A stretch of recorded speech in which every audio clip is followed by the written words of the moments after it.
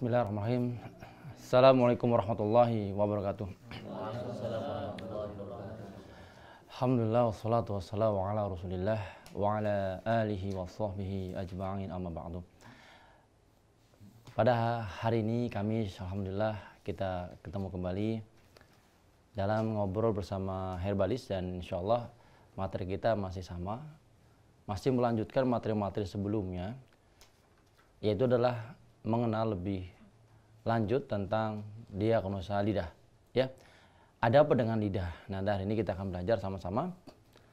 Lidah yang hari ini kita contohkan adalah kelanjutan dari yang sebelumnya. Yang sebelumnya apa kemarin?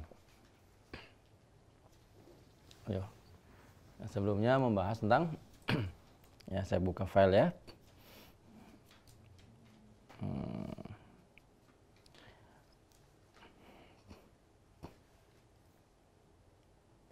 Ya, kemarin kita bahas tentang masalah ada tekanan, adanya penyempitan disebabkan oleh tekanan organ. Nah, ini pada hari ini saya ambil sampel, ada perpaduan antara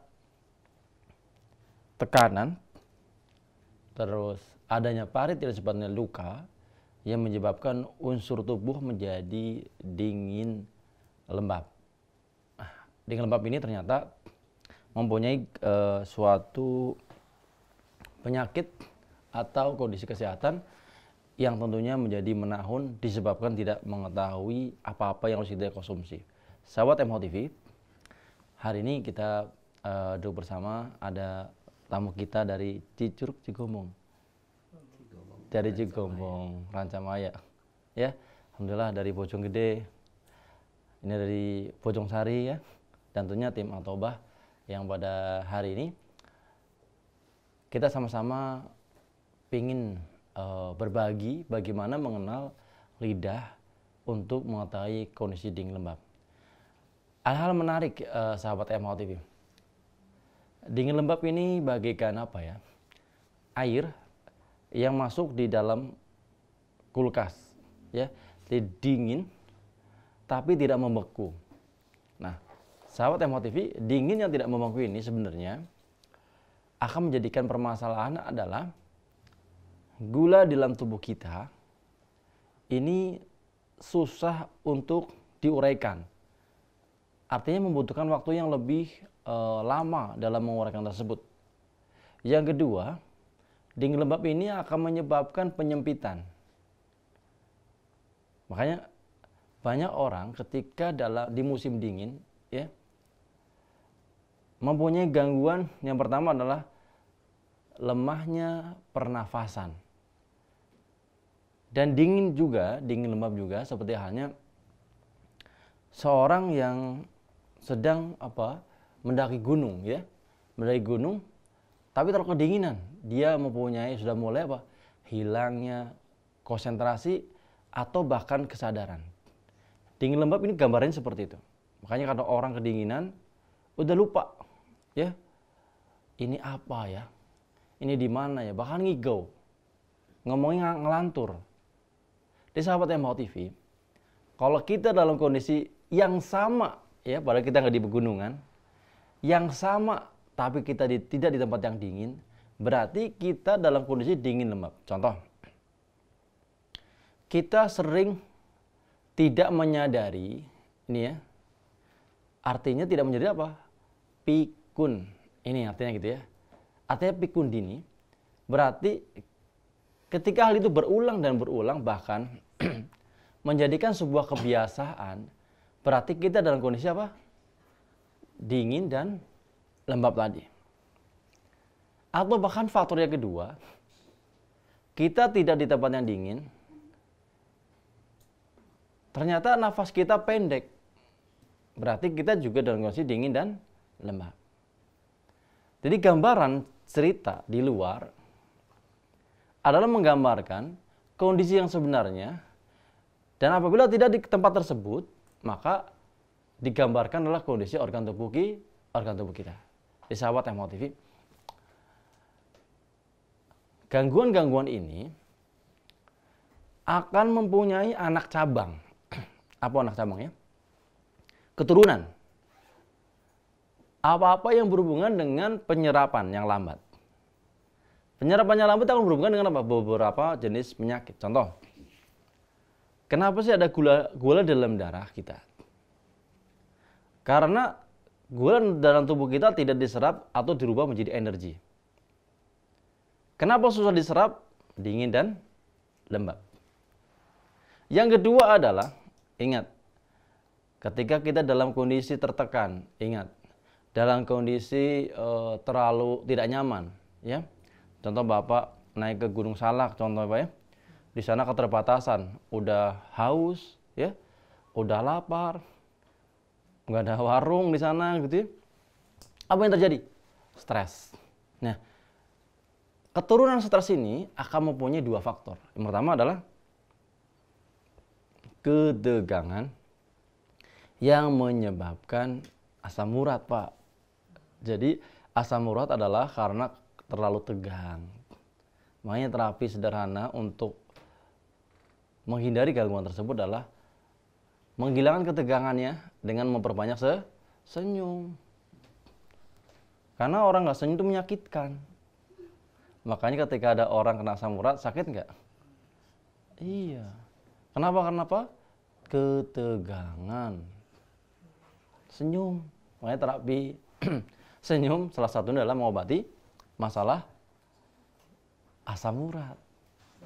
Yang kedua adalah ketegangan yang kedua adalah atau keturunan stres yang kedua adalah ya akan berhubungan, ingat. Ini. Panas dalam tubuh yang terperangkap yang menjadikan kolesterol. Sahabat Ehmau TV, maka di sini wajar kita akan mempelajari sumber nanti bagaimana gambarnya kita lihat. Nanti ya kita lihat. Yang penting memahami dulu. Kalau kita dalam kondisi hal tersebut, kita akan menganalisa, oh berarti orang yang mempunyai gangguan seperti ini, lidah seperti ini mempunyai ciri adalah seorang terkena namanya diabetes. Dan ingat, jangan sampai seorang terkena hal ini, ya, dalam kondisi dingin dan lembab tadi, mengkonsumsi yang lembab.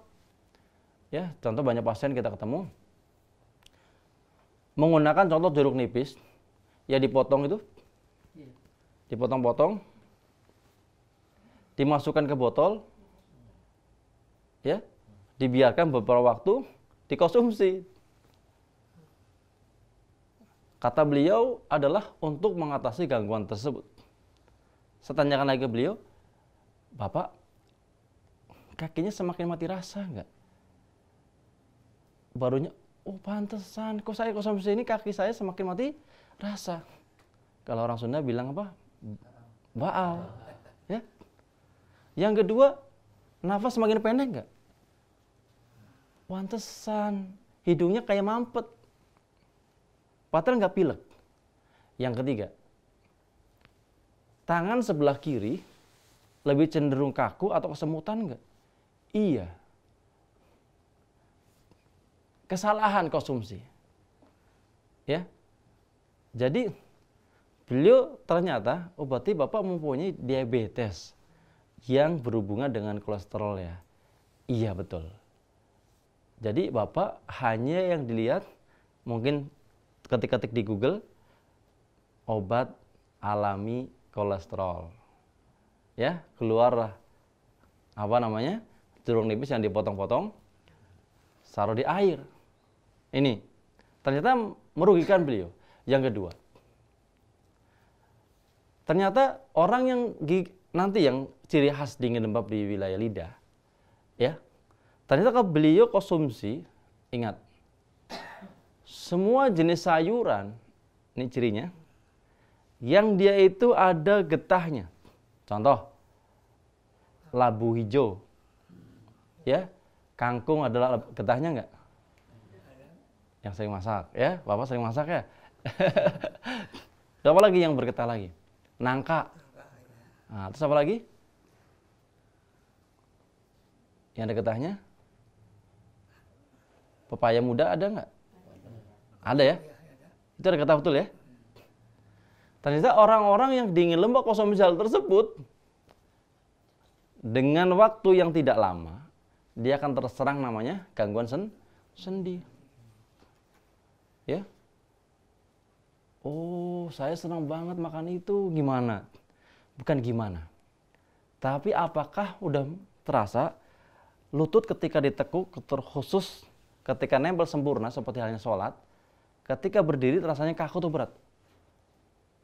Iya. Nah ini semuanya diborong Bapak. Nah terus gimana solusinya?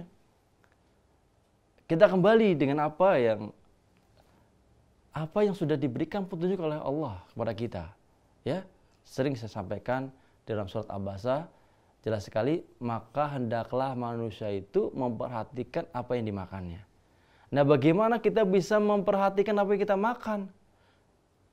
Terkecuali kita sudah mengetahui ciri-ciri makanan yang nggak boleh. Dari mana? Daripada materi yang hari Kamis pagi ini kita kupas bersama. Yaitu adalah mengenal diagnosa lidah. Jadi sahabat Emo TV dan tentunya yang ada di studio atau ada yang seluruh Indonesia, ternyata memperhatikan apa yang kita makan termasuk konsep dasar dalam pengobatan, yaitu halal dan thayyib. Thayyib artinya adalah sesuatu makanan yang, ingat, yang bermanfaat bagi tubuh kita, baik untuk kesehatan kita, untuk tenaga kita, untuk aktivitas kita, atau memperbaiki organ tubuh kita, itulah makanan yang thayyib. Ya, jangan cuma halal saja. Ya, kita lihat coba, kayak apa sih lidah yang dimaksud? Coba lihat Pak Anto, dikirimkan. Iya, ini adalah kondisi dingin lembab yang sudah mempengaruhi daripada gangguan keseimbangan organ. Materi yang telah lalu kita lihat di sini ada beberapa parit. Paritnya tidak nyambung tapi pisah-pisah. Parit yang tidak nyambung ini artinya apa? Kalau nyambung berarti kan ada urutan. Kalau ini nggak nyambung berarti urutan atau tidak? Bisa dipahami? Contoh gini, ya, ada Pak Haji, ya, Pak Haji ini dari Cimanggis, Depok itu ya. Bojonggede ya. Bojonggede mau ke Atobah ceritanya, mau ke Tajur. Aturannya contoh ya, lewat jalan baru dulu ya. Ternyata enggak, beliau Cibinong dulu. Ya, Cibinong terus ke Sentul. Sentul ke Pasar Rebo gitu ya, Pasar Rebo baru ke Atobah. Padahal aturannya enggak perlu seperti itu. Langsung aja jalan baru langsung ke sini, satu jalur. Apa yang dimaksud di sini adalah lidah tadi menunjukkan adanya harmonisasian atau adanya ketidakteraturan atau adanya kebingungan dalam memilih menu makanan atau obat-obatan. Contoh, ada orang cerita minum zaitun bagus, minum zaitun. Ada yang cerita air kelapa bagus, minum air kelapa. Ada yang cerita makan singkong mentah bagus, makan singkong mentah. Contoh, ada yang cerita lagi, air hujan bagus, ambil air hujan bagus.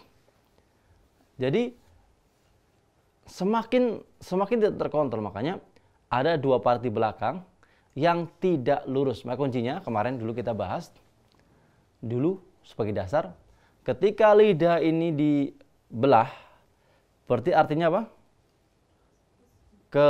Keletihan fisik. Kalau potong begini kan? Sepakat nggak gini dipotong? Kalau ini?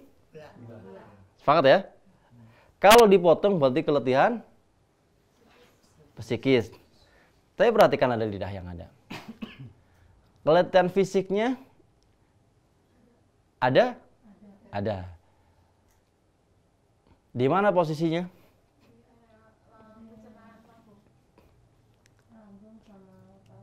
Ayo, itu di zona mana tuh? Yang atas yang membelah, Ya, membelah itu di tengah-tengah, ya. Makanya kalau di bahasa itu ya, bahasa pewayangan itu sigar semongko gitu ya. Sigar semangka gitu ya.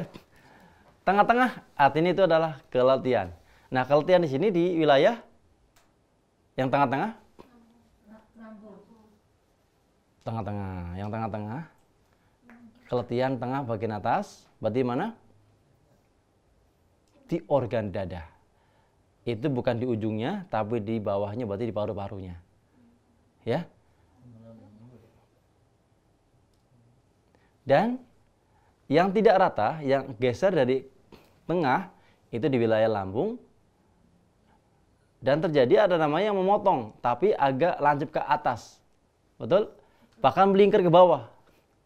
Ketika ada yang melingkar ke bawah, jadi ke atas, begini, terus balik lagi ke sini, artinya adalah penyakitnya mundur. Mundur itu apa ya?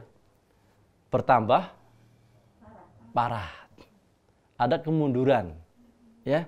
Kalau begini, nah begini, berarti kemunduran. Bisa dipahami? Berarti beliau konsumsi, contoh ada herba, terlalu banyak herba pertama. Yang kedua, ya, apapun yang dengarnya bagus dikonsumsi tanpa adanya konsep ilmu. Makanya kita perhatikan lidah kita aja. Kalau ada lidah parit lurus, bengkok, yang melengker ke belakang, ya ke arah tenggorokan kita, berarti kondisi kita belum ada perubahan kebaikan. Justru semakin parah. Di mana? Dilihat. Ini lebih cenderung keluar dari zona lambung. Ini sudah mau keluar dari lambung nih. Dari mana? Ke empedu. Ya. Ke empedu, tapi menekan ke wilayah, ingat, ini lambung ya, tengah ya.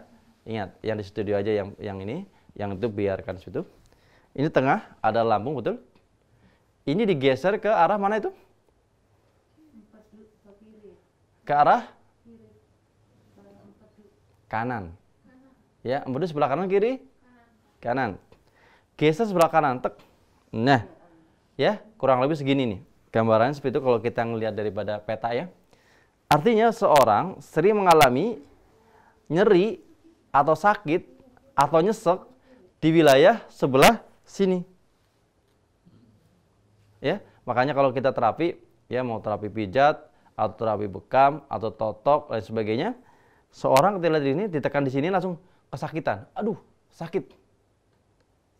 Ya, justru ini ketika ditekan sakit terus dilembutkan, ya, wilayah perut bagian sebelah kanannya dilembutkan, bila akan merasa nafasnya lebih polong apa polongnya? Segar. Ya, lebih lega. Ya. Tes tek.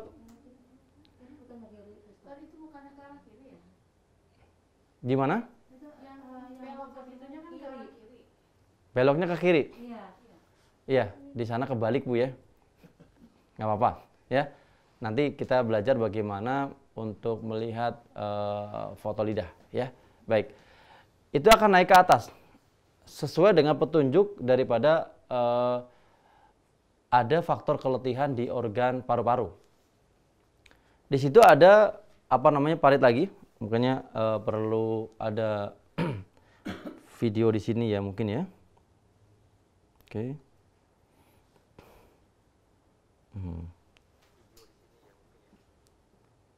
Nah, ini ya. Nah, sini ya. Terlihat di sini ada luka dalam, bukan yang tekanan. Kemarin paham nggak? Yang tekanan seperti apa? Yang melengkung begini ya. Kalau ini adalah menyayat. Berarti kalau menyayat artinya apa? Sakit yang terlalu lama.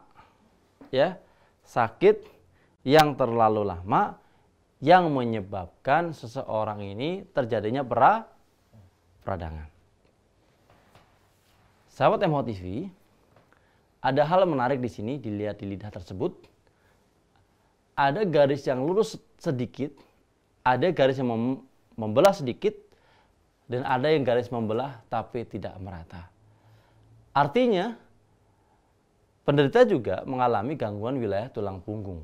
Makanya ketika melihat seperti ini, terus diposisikan di balik seperti ini, ya, tempelkan ke kita, maka akan menggambarkan bahwa beliau mempunyai gangguan tulang wilayah punggungnya bagian atas. Ya, ingat, bagian tengah ini adalah wilayah tulang belakang. Makanya ada yang sampai full nyampe ke bawah ini, berarti beliau memang sumbernya di bilah pinggang. Kalau ini tidak, ya, ini jelas sekali tidak. Beliau pinggangnya nggak ada masalah, tapi wilayah punggungnya bermasalah. Punggungnya bermasalah di mana? Ternyata ada gangguan peradangan di wilayah organ paru-parunya. Baik. Mudah-mudahan nanti kita lihat gambar yang lain. Pak Anto, ada Pak Anto?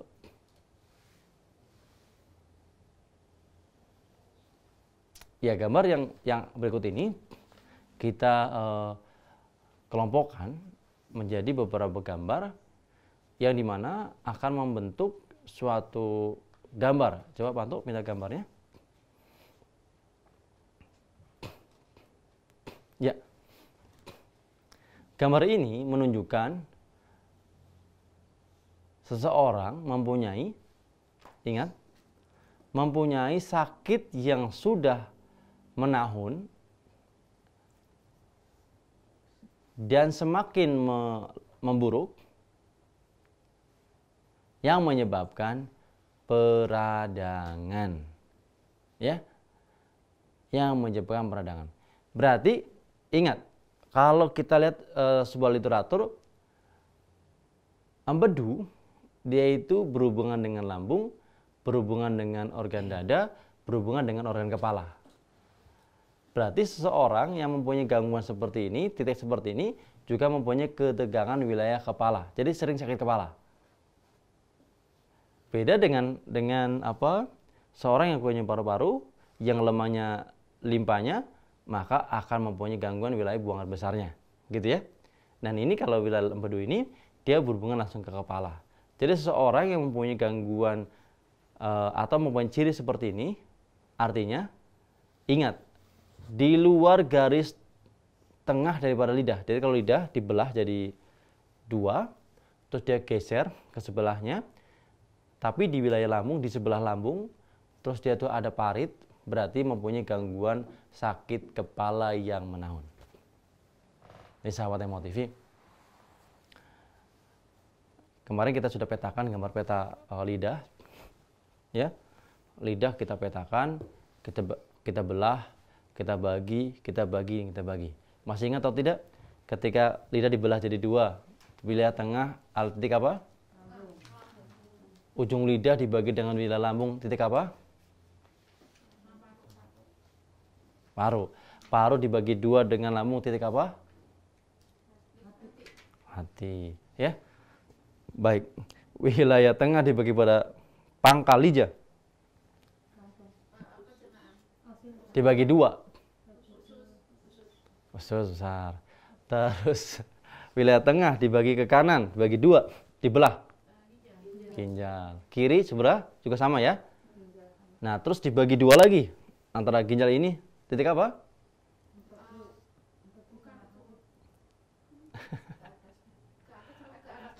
Belah. Ya kan? Berarti perlu dicatat kemarin kan? Sudah catat belum? Ya, pentingnya mencatat, ya. Kenapa? Karena kita kadang-kala lupa, ya. Kenapa lupa? Karena mempunyai kegiatan-kegiatan yang lebih utama biasanya. Nah, itu.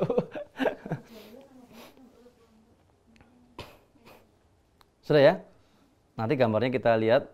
Kenapa sih harus kita petakan? Walaupun nanti lidah orang nggak mungkin dipetain begitu ya. Maka akan kita gambar loh. Setelah kita ngelihat lidah, sketsa lidah, kita akan melihat kemudahan. Contoh, oh ya ini dibelah. Oh ya, maka difoto. Jangan sampai orang melihat terus dilihatin gini terus. Ya bingung nanti. Capek ya. Foto aja krek baru kita lihat. Analisa. Oh ya, ini. Nah, kenapa usus buntunya contoh? Usus buntunya karena terlalu dingin dia tuh meradang.